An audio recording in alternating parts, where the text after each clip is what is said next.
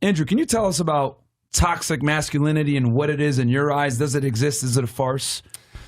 Toxic masculinity. Because you're considered the king of toxic masculinity. Yeah, I've got that title. Yeah. Toxic masculinity is a term that was invented by women nobody wants to fuck to describe the men that the women do want to fuck.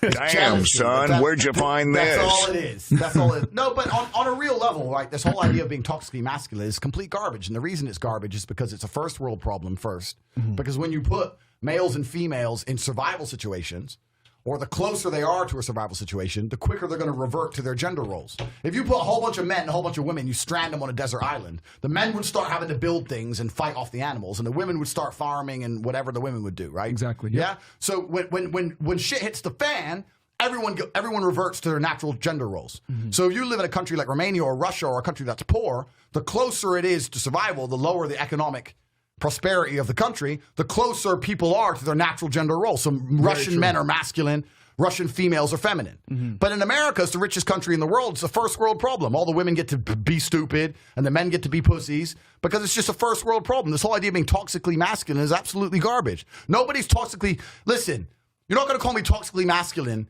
if someone breaks in the house and I start spraying. No one's going to start calling me toxically masculine. No, there was no one called toxically masculine when they were fucking staying on the Titanic to die.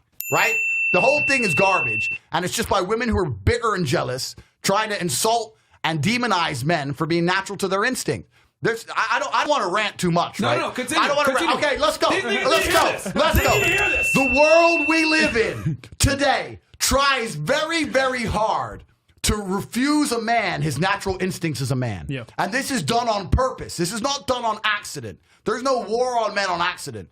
Men are the ones who start revolutions. If you look at any revolution in history, it was the men who were on the street and started that revolution. If you want to control a populace, the first thing you do is control the men. When the Romans went and conquered Sparta, they killed all the men, all the young boys, all the fighting age males. When you're left with nothing but females, you can conquer and control a society. We're living in a world right now where there's supposedly some virus and you have to stay in your house and put a mask on, and everyone's complying like cowards. And the reason is because they've destroyed the masculine spirit in men. If you would have told men 100 years ago, we're going to take your business away, we're going to bankrupt you, and they're going to lock you in your house, every single man would have stood up and said, what?